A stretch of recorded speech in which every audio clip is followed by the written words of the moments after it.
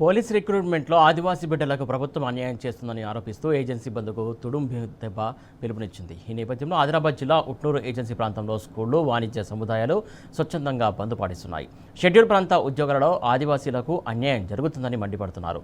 29 శాఖలలో GO 3 సహా schedule ప్రాంత ఉద్యోగాలన్నీ కలిపి ప్రత్యేక చట్టం చేయాలని, కానిస్టేబుల్ ఉద్యోగాల్లో 109 జీవో ప్రకారం 75% వాటా ఇవ్వాలని డిమాండ్ చేశారు.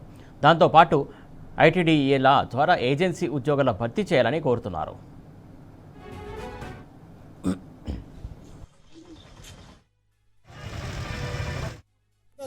జీవో ప్రకారం ఏజెన్సీ ప్రాంతంలో ఉన్నటువంటి వేకెన్సీస్ ఏవైతే ఉన్నాయో అందులో 75% మాకు రావాల్సినటువంటి వాటా ఈ యొక్క నోటిఫికేషన్ వచ్చింది. ఆ నోటిఫికేషన్లో లేకపోవడంతో ఇక్కడ ఆదివాసీ నిరుద్యోగం ఏజెన్సీ ప్రాంతాల్లో ఉన్నటువంటి నిరుద్యోగులందరూ కూడా ఆందోళన చెందుతూ ఉన్నారు.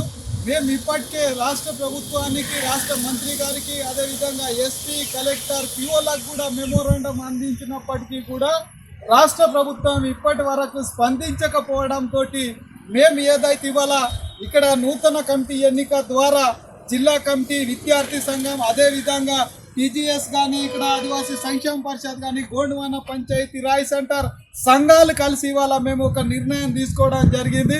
ఏదైతే నోటిఫికేషన్ని మీరు వెంటనే సవరణ చేసి ఏజెన్సీ ప్రాంతం 75% వాటని వెంటనే మా యొక్క ఉద్యోగాల్ని కల్పించాలని, లేని ఎడల మేమందరం కూడా ఈ నెల 19న ఏజెన్సీ బంద్కి ఇవాళ పిలుపు ఇవ్వడం జరుగుతుంది.